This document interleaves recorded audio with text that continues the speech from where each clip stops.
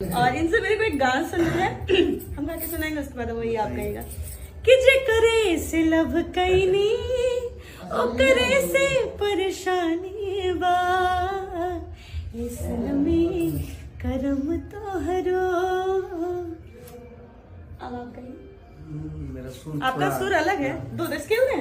हाँ दीजिए। आपका अपना स्केल लगाइए।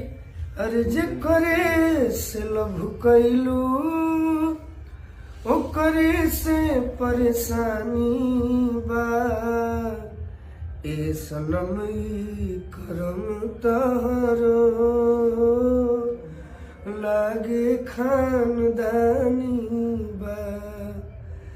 आज दूसरा के पीछे लागल बड़ू और हमरा के कैले पागल बड़ू।